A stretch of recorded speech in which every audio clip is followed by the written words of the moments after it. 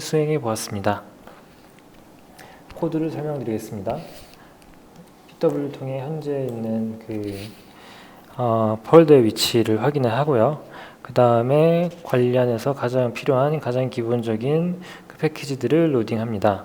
넘피는 설명대에서 행렬을 다루는 패키지이고 판다스는 데이터 처리 패키지이고 매트플롯과 시버는 그 시각화 패키지입니다. 그리고 요 느낌표와 매트플롯 립 인라인인 경우에는 매트플롯 그래프를 그 주피터 노트북 그 출력창에 출력하기 위한 명령어입니다.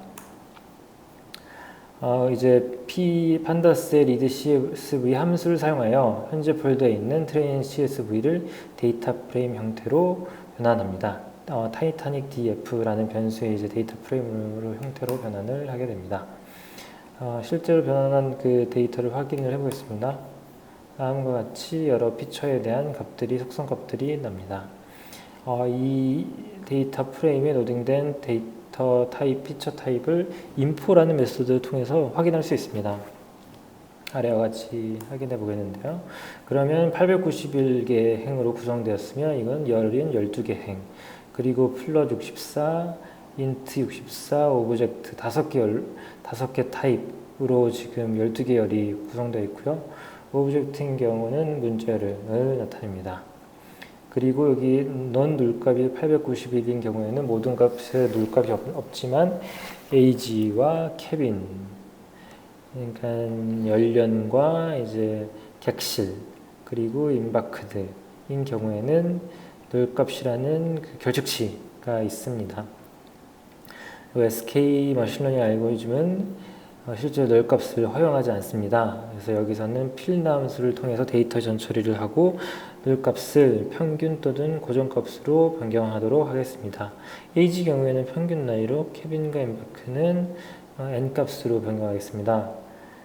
그래서 칼럼별 결측치 개수를 구하는 is null sum 메소드를 사용해서 모든 결측치 값이 제대로 리플레이스가 됐는지를 확인할 수 있습니다. 실제 실행을 해보면 이제 모든 피처의 null값이 없음을 확인할 수 있습니다. 추가로 성별 그리고 객실과 embark에 대해서 전처리를 다시 하겠습니다. 다음과 같이 value count 메소드로 값별 개수를 확인할 수 있는데요. 성별 embark 값은 잘 구분되지만 cabin 객실 피처의 경우는 속성값이 잘 정렬되어 있지 않습니다. 이에 따라서 전처리를 하도록 하겠습니다. 지금 성별은 남성, 여성으로 잘 구분되어 있지만 객실의 경우는 N, G6 해가지고 뒤죽박죽 되어 있습니다. 이때 지금 첫 문자가 이제 선실 등급을 나타낸다는 것을 확인하고 그 값만 이제 cabin 객실 피처에 남겨두도록 하겠습니다. 다음과 같이 객실 속성 중 첫 문자만 추출하는 스트링 메서드를 활용을 합니다.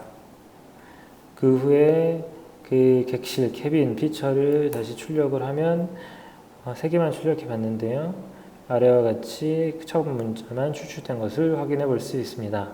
이제는 데이터를 탐색을 해서 시각화로 데이터를 파악해 보겠습니다. 성별에 따른 생존자를 수를 비교하고 해 보겠습니다. 그룹 바이 메서드를 이용해서 성별을 첫 번째로, 생존 여부를 두 번째로 그룹을 지어냅니다. 그 다음 생존 여부 피처 기준으로 카운트 메서드를 사용해서 개수를 출력해 보겠습니다. 아래와 같이 여성인 경우에는 사망자 81명, 생존자 233명, 남성인 경우에는 사망자 468명, 생존자 109명입니다. 남자 여자보다 더 숫자는 많았지만 여성의 생존율이 확실히 높았습니다. 이를 시본 패키지를 활용해서 시각화해 보겠습니다. sn15.바플롯 함수를 이용해서 x축, y축으로 가로막대 차트를 그려보겠습니다. x축은 성별이고 y축은 생존 여부입니다. 압도적으로 여성이 많다는 것을 시각화로 확인할 수 있습니다. 추가로 이제 객실 등급에 따른 생존 확률을 시각화해 보겠습니다. 객실 등급별 성별에 따른 생존 확률을 나타내 보는 건데요. X축에는 객실 등급을 따르고 U라는 파라미터로 그 성별을 범위로 나눠보겠습니다. 그 결과 여성은 1등, 2등실에 따른 생존 확률이 크지 않지만 3등실은 생존 확률이 상대적으로 많이 떨어집니다. 남성의 경우에는 1등실 생존 확률이 2, 3등실 생존 확률보다 월등히 높습니다. 이제 에이지에 대한 생존 확률을 알아보겠는데요. 에이지는 지금 숫자이기 때문에 범위별로 분류해서 카테고리 값을 할당해 보겠습니다. 이를 위해서 get 카테고리라는 함수를 지정을 합니다. 지금 이 코드와 같이 get 카테고리 함수를 정의를 하는데 한 살 이하는 unknown, -1, 5살 이하는 아기, 하고 뭐 60살 이상은 이하는 어덜트, 그리고 60살 이상은 엘더리로 이렇게 지정을 합니다. 그래서 플롯 피겨를 통해서 막대 그래프 사이즈를 10으로 돌려놓고 보기 좋게 막대 그래프가 출력되도록 합니다. 그룹 네임을 정의해서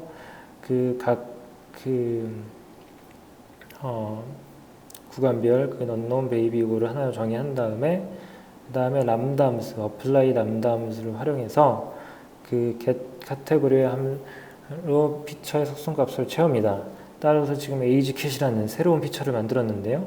ageCat이라는 걸로 지금 그래프를 SNS 바플롯으로 구현을 해보겠습니다. 그러면 아래와 같이 각 ageCat별 이제 남성, 여성의 생존율이 나오게 됩니다. 네. 보시면 보면 이 베이비와 엘더리에 대한 여성의 생존율이 매우 높은 것을 알 수 있고 남성의 경우에도 베이비인 경우에는 생존 확률이 매우 높은 것을 알 수 있습니다. 그리고 이제 sklearn 패키지의 레이블 엔코드 메소드를 사용하기 위해 프리프로세싱을 선택적으로 인포딩 하겠습니다. 현재 문자열 카테고리를 숫자형 카테고리 피처로 변환하려고 하는 건데요.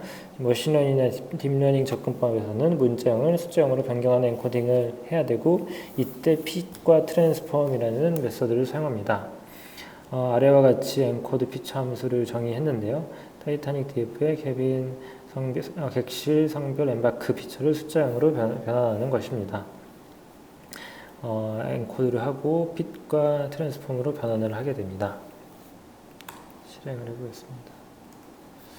지금 요거를 실행을 안 해가지고 지금 요게 에러가 났는데요. 네. 그래서 이렇게 보시면 지금 성별, 케빈, 객실, 엠바크가 이렇게 숫자형으로 나타나는 것을 확인할 수 있습니다. 네, 이와 같은 전처리 작업을 이제 간편하게 함수를 정의를 해가지고 전처리 함수 호출을 만들어 볼 수도 있는데요. 우리가 처음에 널값을 처리했고 두 번째는 이제 뭐 알고리즘 머신러닝 할 때 필요한 속성을 제거, 네임티켓 이런 거 안 쓰니까 아예 제거해 버릴 수도 있고 그 다음에 문자형 그 피처를 숫자형으로 엔코딩하는 객실 성별 이거 하는 이 함수도 지정을 해가지고 아예 처음부터 그냥 df 트랜스폼 피처라는 걸 정의해서 df의 트랜스폼 피처 그냥 함수를 실행을 하면 요 필나 피처 포맷 피처라는 드랍 피처 포맷 피처라는 게 자동으로 실행될 수 있도록 할 수 있습니다. 다음 것을 정리한 다음에 트랜스폼 피처 함수를 이용해서 데이터 전처리 한번 해보겠습니다. 자, 이제까지 했던 거를 다시 반복하는 건데요.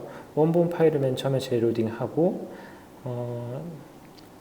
그 다음에 이 트랜스포 피처로 잠시만요. 타이타닉 DF의 서바이버 피처를 Y 타이타닉 DF로 분리를 하고 선언을 한 다음에 X 타이타닉 TF에서는 삭제를 합니다. 드랍으로요. 그런 다음에 트랜스폼 피처를 사용해서 그 X 타이타닉에 대한 전처리를 한 번에 수행을 해 보겠습니다. 잠시만요. 요거를 안 해서 좀 에러가 난 것 같은데요. 네, 보시면 여기에 그 서바이버 피처인 경우에는 빠져 있는 것을 확인할 수 있죠. 그리고 성별, 케빈, 엠바크는 잘 들어갔다는 것을 볼 수 있습니다. 그리고 이제 SK 모델 셀렉션 패키지에서 트레인 테스트 스플릿 함수로 전체 데이터셋을 배열로 받아서 랜덤하게 훈련과 테스트 셋으로 분리해주는 함수 트레인 테스트 스플릿이라는 것을 실행해 보겠습니다. 이걸 실행을 해가지고 지금 테스트 트레인, X 트레인, X 테스트, Y 트레인, Y 테스트라는 걸 할 수 있고 테스트 사이즈는 20%, 전체 20%로 정의를 했습니다. 랜덤 11은 예제를 수행할 때와 항상 같은 결과를 출력하기 위한 용도입니다. 자, 이에 따라서 X 트레인, X 테스트, Y 트레인, Y 테스트가 정의되었습니다. 그 다음에 머신러닝 방법인 결정 트리, 랜덤 포레스트, 로지스틱 회귀를 통해서 타이타닉 승선자를 예측해 보겠습니다. 또 예측 성능의 정확도는 어큐러시, 스코어 API를 이용합니다. 따라서 다음 네 줄과 같이 관련 그 패키지를 불러옵니다. 그리고 각 머신러닝을 사이클런으로 수행하기 위한 클래시파이어를 생성을 해주고요. 그 다음에 결정 트리에 대해서 지금 학습을 하고 그 다음에 예측을 해보겠습니다. 결정 트리는 머신러닝 알고리즘 중에서 가장 직관적으로 데이터에 있는 규칙을 학습을 통해서 자동으로 찾아내는 트리 기반 분류 규칙을 만듭니다. 가능한 적은 결정 노드로 높은 예측 정확도를 가지려면 데이터를 분류할 때 최대한 많은 데이터 세트가 해당 분류에 속하도록 결정 노드의 규칙을 정해야 합니다. 이 경우에는 지금 성별이 됩니다. 그래서 사이클런으로 구현하는 디시전 트리 클래시파이어는 진위 계수를 이용해서 데이터를 분류하는데요. 진위 계수가 그러니까 진위 계수가 높다는 것은 특정 값에 쏠린 조건이라는 경우인데요. 저희 같은 경우는 여성, 남성으로 그 쏠린 정도를 앞에 전처리 과정에서 시각 과정에서 확인할 수 있었습니다. 그래서 이 데이터가 모두 특정 분류에 속하면 멈추고 그 분류를 결정하게 됩니다. 그래서 다음과 같이 fit를 통해서 평가를 하고 그 다음에 predict, 학습을 하는 거고 predict를 통해서 예측을 합니다. 그래서 이 예측을 DT predict라고 하는 거고요. 실제 X 테스트에 대한 이 Y 테스트와 이제 DT predict라는 예측이 얼마큼 일치하는지 이 어큐러시 스코어를 통해서 할 수 있는데요. 여기 보면 78.77로 한 78% 정도가 지금 일치하는 것을 확인할 수 있습니다. 두 번째는 랜덤 포레스트 방법입니다. 랜덤 포레스트 방법의 경우에는 여러 개의 결정 트리를 만들고 투표를 시켜서 다수결로 결과를 결정하는 방법입니다. 부트스트랩 분할 방식을 통해 랜덤하게 샘플링 데이터 추출이 가능하고 각 데이터 세트는 결정 트리 분류기를 적용해서 각 결정 트리가 투표를 통해 다수결로 결과를 결정합니다. 따라서 부트스트랩 분할 방식을 통해 랜덤하게 추출한 샘플링이 를 가지고 결정 트리를 만들고 그걸 여러 번 해서 투표를 시켜가지고 결정을 하는 그런 분류 기법인데요. 그 코딩은 똑같습니다. fit을 통해 가지고 이제 트레인 데이터로 학습을 하고 그 다음에 X 테스트에서 예측을 합니다. 그래서 이 결과 값이랑 예측 값이랑 그 정확도가 얼마가 되는지 확인을 해보면 이 경우에는 83% 정도로 확인할 수 있습니다. 마지막으로 로지스틱 회귀 분석에 대한 학습과 예측 평가인데요. 로지스틱 회귀 분석은 선형 회귀 방식 분류 알고리즘입니다.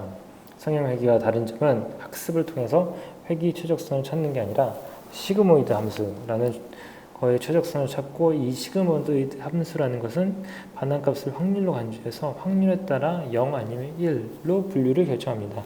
따라서 분류의 방식으로 분류 알고리즘을 사용이 됩니다. 이 경우에는 생존인가 아닌가에 대한 것을 시그모이드 함수의 결과값으로 분류하게 됩니다. fit 메서드를 통해 가지고 학습시키고 그 다음에 프레딕으로 테스트 데이터에서 예측을 합니다. 그 예측과 실제 값의 정확도를 비교해 보면 86.59% 정도 나옵니다. 따라서 이 세 가지 분류 방법 중에서 지금 로지스틱 그 분류가 타 알고리즘에 비해서 타 머신러닝 기법에 비해서 높은 정확도를 가지고 있는 것을 알 수 있습니다.